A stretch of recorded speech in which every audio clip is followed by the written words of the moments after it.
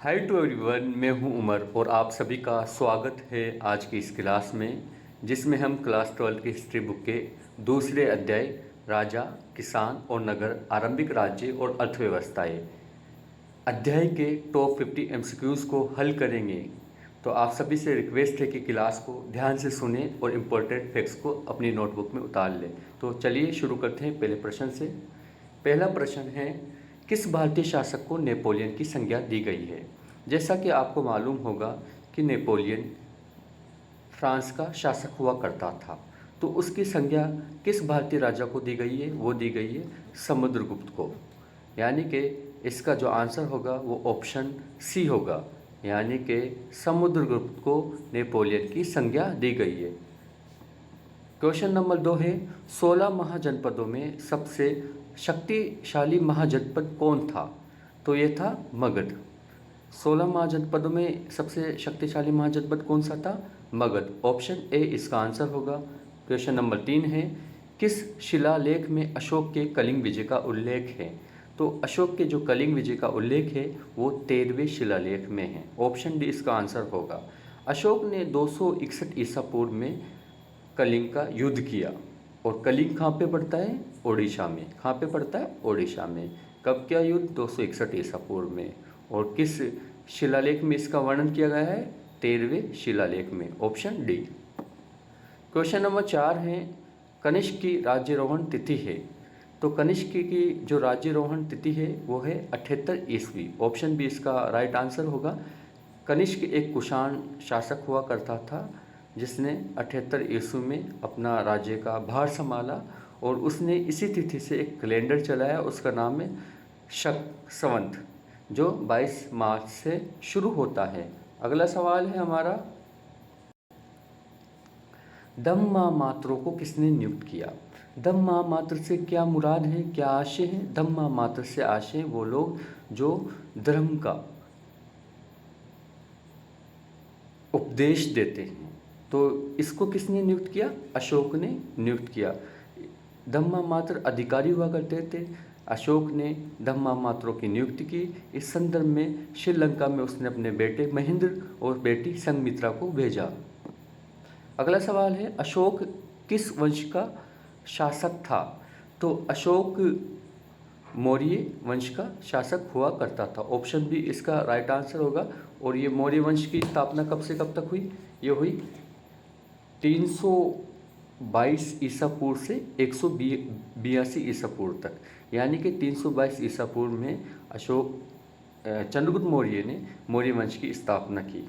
एक शासक हुआ करता था नंद वंश के शासक गणनंद, उसको चंद्रगुप्त मौर्य ने हराया, और 322 ईसा पूर्व में चंद्रगुप्त मौर्य ने मौर्य वंश की स्थापना की। और ये कब तक चला? 185 ईसा पूर्व में। और इसके जो सबसे आखिरी शासक हुआ करते थे वृद्धरथ, उसके मंत्री पुष्यमित्र शुंगा ने उसकी हत्या कर दी थी। उसके बाद कौन सी डायनेस्टी आती है? वो आती है शुंगा वंश। अगला सवाल है, भारतीय इतिहास का कौन सा काल स्वर्ण काल के नाम से जाना जाता है? भारतीय इतिहास का गुप्त काल स्वर्ण काल के नाम से जाना जाता है। गुप्त काल का समयकाल कब से कब तक है? 350 से 375। 350 से कब तक है? सॉरी, ये है 334 ईसा पूर्व से 455 ईस्वी तक। कब से कब तक है? 334 ईसा पूर्व, सॉरी 334 ईस्वी से 455 ईस्वी तक। दोबारा बताता चलूँ, 334 ईस्वी से लेकर 455 ईस्वी तक गुप्त काल का समय काल है, और इसे भारतीय इतिहास में स्वर्ण काल के नाम से जानते हैं। सवाल नंबर 8 है, प्रयाग प्रशस्ति की रचना किसने की थी? प्रयाग प्रशस्ति की रचना की थी हरिसेन ने, जो कि समुद्रगुप्त का राजकवि हुआ करता था। हरिसेन ने ही संस्कृत भाषा में प्रयाग प्रशस्ति की रचना की थी। सवाल नंबर 9 है, मौर्यकालीन टक्सकाल का अधिकारी कौन था? तो इसका आंसर होगा लक्षणा अध्यक्ष। ऑप्शन डी इसका आंसर होगा। राज तरंगिणी के लेखक कौन थे? राज तरंगिणी के लेखक थे कल्हण। कल्हण ने राज तरंगिणी की रचना की। और कल्हण किसके मंत्री राजकवि हुआ करते थे? वो हुआ करते थे हर्षवर्धन के। किसके? हर्षवर्धन के, जो कश्मीर का एक राजा हुआ करता था, उसके वो राजकवि थे। अगला सवाल है, अर्थशास्त्र और इंडिका से किस राजवंश के विषय में जानकारी मिलती है? ये मिलती है हमें मौर्य वंश के बारे में जानकारी। तो ऑप्शन ए इसका राइट आंसर होगा। अर्थशास्त्र के रचयिता थे कौटिल्य और इंडिका के रचयिता थे मेगस्थनीज, जो कि एक यूनानी राजदूत था। अगला सवाल है, अर्थशास्त्र की रचना कब हुई थी? तो अर्थशास्त्र की रचना कौटिल्य ने की थी और ये कब की थी? 4वीं शताब्दी ईसा पूर्व में। अगला सवाल है, पतंजलि के महाभाष्य से हमें जानकारी मिलती है। तो पतंजलि के महाभाष्य से हमें किस काल की जानकारी मिलती है? प्राक मौर्य काल की, यानी मौर्य काल से पहले का जो काल है उसके बारे में हमें जानकारी मिलती है। तो ऑप्शन सी इसका राइट आंसर होगा। अगला सवाल है, अर्थशास्त्र के लेखक कौन थे? अर्थशास्त्र के लेखक थे कौटिल्य। ऑप्शन सी इसका राइट आंसर होगा। सवाल नंबर 15 है, बिंबिसार का संबंध किस वंश से है? तो इसका राइट आंसर है हर्यक। बिंबिसार का संबंध हर्यक वंश से है। अगला सवाल है, वज्जी को सामाजिक ग्रंथों में क्या कहा गया? यानी कि 16 महाजनपद हुआ करते थे, उनमें से वज्जी भी एक महाजनपद था और इसे सामाजिक ग्रंथों में गण संघ कहा गया। क्या कहा गया? गण संघ। Option A.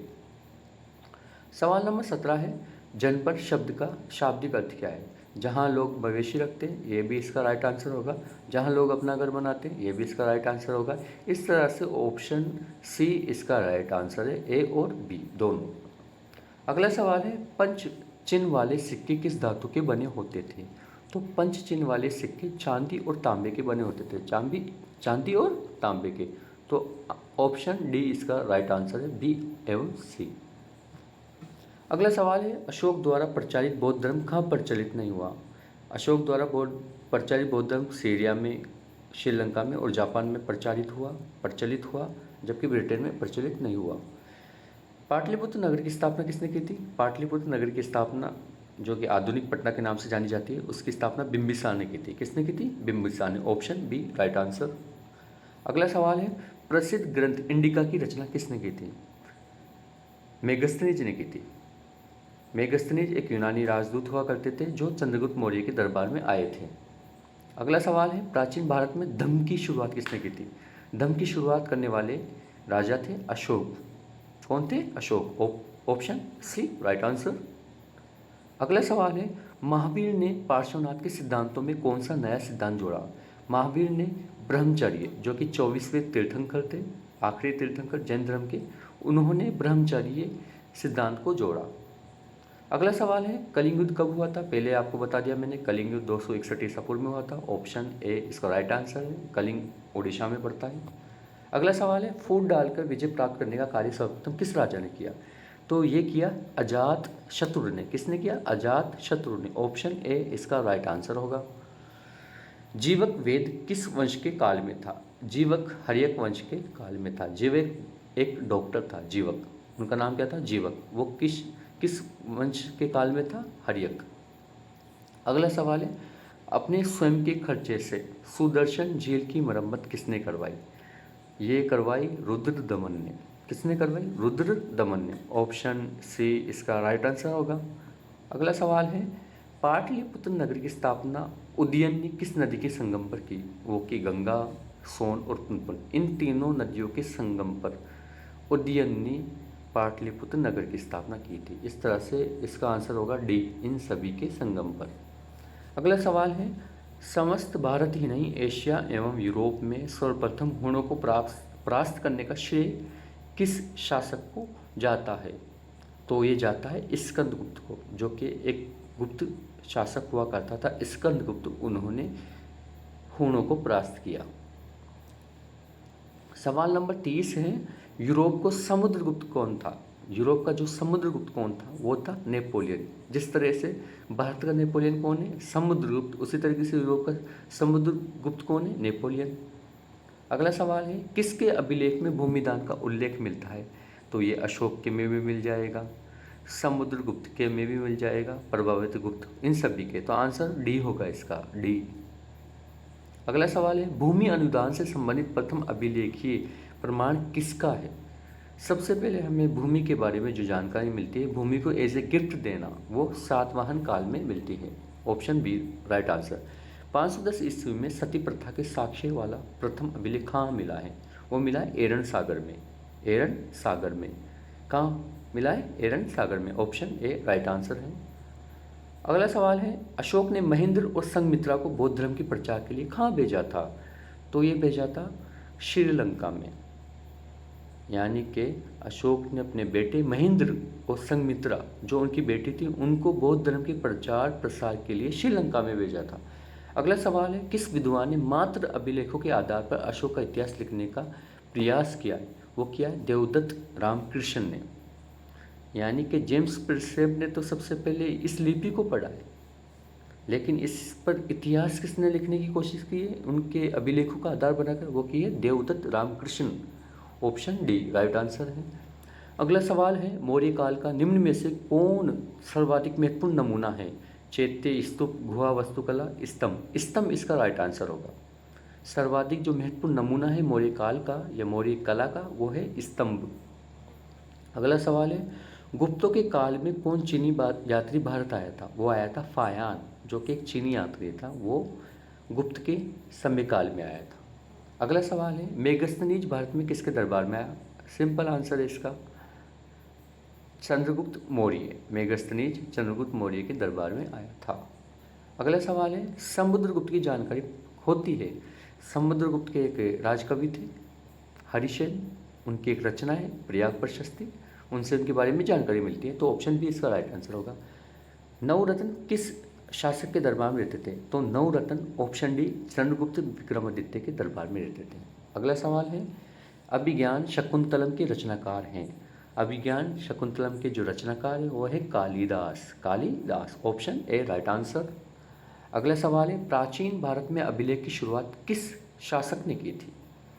प्राचीन भारत में अभिलेख की शुरुआत की थी अशोक ने। यानी कि सर्वप्रथम अशोक ने ही अभिलेखों पर लेख लिखवाए थे। अभिलेखों से मुराद सख्त चीज़ पर किसी चीज़ को लिखवा देना, चाहे वो धातु की हो या पत्थरों की हो, उस पर जो कुछ लिखवाना होता है उसे अभिलेख बोलते हैं। अगला सवाल है, किस शासक को प्रियदर्शी कहा है? प्रियदर्शी एक उपाधि है, वो है अशोक की, सभी का प्रिय। प्रियदर्शी का मतलब सभी का प्रिय। अगला सवाल है, मेगस्थनीज ने अपनी यात्रा वृत्तांत में यानी कि सफरनामे में भारत के समाज को कितने वर्गों में विभाजित किया है? वो किया है 7 वर्गों में विभाजित किया है। ऑप्शन बी इसका राइट आंसर होगा। अगला सवाल है, एलोरा में कैलाश मंदिर किस राजवंश ने निर्मित कराए? तो ये करवाए राष्ट्रकूटों ने। किसने करवाए? राष्ट्रकूटों ने। तो आंसर इसका डी होगा। अगला सवाल है, पुराणों की संख्या कितनी है? पुराणों की संख्या ऑल ओवर 18 है। तो ऑप्शन बी इसका राइट आंसर है। अगला सवाल है, तक्षशिला विश्वविद्यालय कहाँ पे स्थित है? तो वो है पाकिस्तान में। ऑप्शन ए इसका राइट आंसर होगा। अगला सवाल है, धम्म की शुरुआत किसने की थी? धम्म की शुरुआत करने वाले अशोक थे, जिन्होंने अपने बेटे महेंद्र और बेटी संघमित्रा को धम्म के प्रचार के लिए कहाँ भेजा था? श्रीलंका में भेजा था। अगला सवाल है, मुद्राक्षर की रचना किसकी रचना थी? मुद्राक्षर तो ये थी विशाखा दत्त की। किसकी थी? विशाख दत्त की। ऑप्शन बी राइट आंसर है। सवाल नंबर 50 है, मौर्य साम्राज्य का प्रथम शासक कौन था? सिंपल, 322 ईसा पूर्व में चंद्रगुप्त मौर्य ने मौर्य वंश की नींव डाली। किसको हराकर? गणानंद को हराकर। नंद वंश का शासक था गणानंद, उसको हराकर मौर्य वंश की नींव डाली। अगला सवाल है जो सबसे आखिर में होगा, वेदों की संख्या कितनी है? 4। वेदों की संख्या कितनी है? 4। ऋग्वेद, यजुर्वेद, अथर्ववेद, सामवेद। ऋग्वेद, यजुर्वेद, अथर्ववेद, सामवेद। Thank you. आज के लिए बस इतना ही। मिलते हैं अगली क्लास में। Thank you.